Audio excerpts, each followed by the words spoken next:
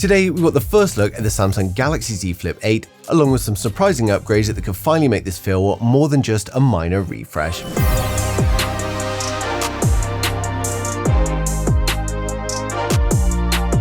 So first up, one of the biggest concerns with foldables has always been the crease, and according to multiple reports, Samsung is finally making some major progress with the Z Flip 8. Now, Samsung already showcased its new crease reduction display technology at CES, and while it of course wasn't a Flip 8 display, it very clearly shows the direction that they're going to be heading in, and new reports say that Samsung is using dual LED ultra-thin glass structure, which not only helps reduce the crease significantly, but it also improves the durability over time. Now, realistically, we're probably not getting a completely invisible crease just yet, but if Samsung can make it much less noticeable during normal use, then that alone is a huge quality of life improvement for foldables, and honestly, on a smaller folding display like the Flip series, reducing the crease makes an even bigger difference because it's much more in your eye line during everyday use.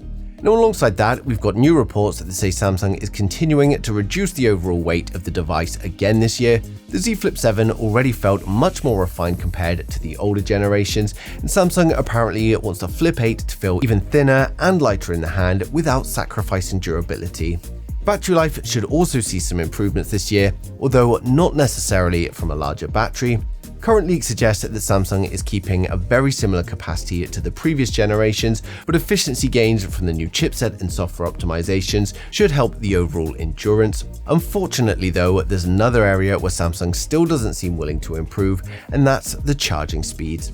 Now, recent certification leaks suggest that the Z Flip 8 is once again going to stick with 25-watt fast charging, and this is honestly a little bit disappointing at this point considering how many competitors are pushing much faster charging technology. But that being said, Samsung generally focuses more on battery longevity, thermal management, rather than chasing these huge charging numbers. And realistically, overnight charging is still how most people charge their phones anyway.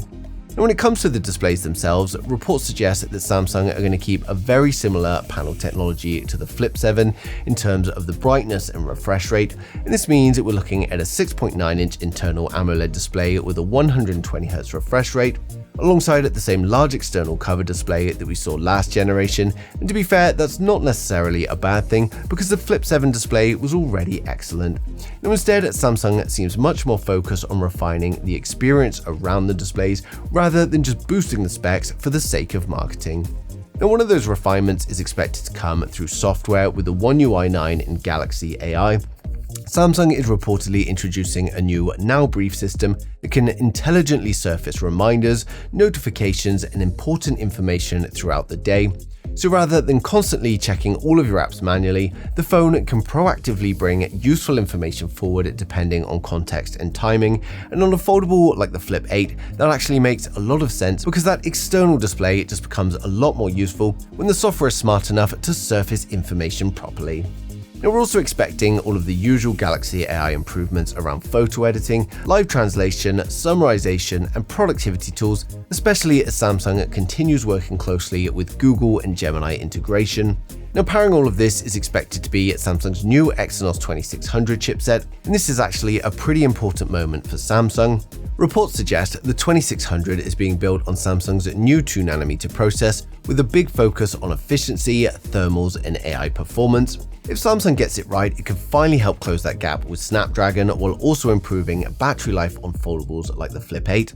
And performance honestly shouldn't be an issue here, especially combined with Samsung's ongoing thermal improvements and AI optimization. And then we're of course going to get 12GB of RAM with up to 512GB storage. Camera-wise, we're not expecting huge hardware changes this year either, so it's likely going to remain pretty much the same as the Flip 7, so that's a 50MP primary camera paired with a 12MP ultra-wide. But as always with Samsung, a lot of the improvements are going to come through image processing, AI photography features, and software enhancements rather than purely hardware upgrades. Now finally, we've got the first proper look at the Galaxy Z Flip 8 thanks to OnLeaks and My Smart Price, and as always when it comes to these early design leaks, OnLeaks has proved himself incredibly reliable over the years, so this is pretty much guaranteed to be what the phone is going to look like. Now visually, Samsung clearly isn't trying to reinvent the Flip series here. The overall design remains very similar to previous generations, but there are some subtle refinements to the hinge, dimensions, and overall proportions that make it look slightly cleaner and more refined. Now, of course, I've also created these renders here based on all of that leaked information to give you guys a good look at what you can expect from the Z Flip 8. And the only thing we still don't know at the moment is the final color options, so the colors that you're seeing here are purely for illustration, but of course I'll update these as soon as we get some solid confirmation. But overall, the Galaxy Z Flip 8 is shaping up to be more of a refinement rather than a complete redesign, but honestly, that's probably exactly what Samsung needs. We've got a reduced crease, lighter design, improved durability, better battery life, smarter AI features, and a more polished overall experience, and these are the kind of upgrades that actually matter in day-to-day use.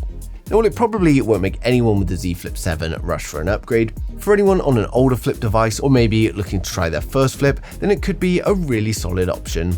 Now, launch is getting closer and closer, and of course we're going to get more leaks and confirmations as we approach it, and I'll be sharing them as soon as they come in. So make sure you subscribe so you don't miss a thing in the future.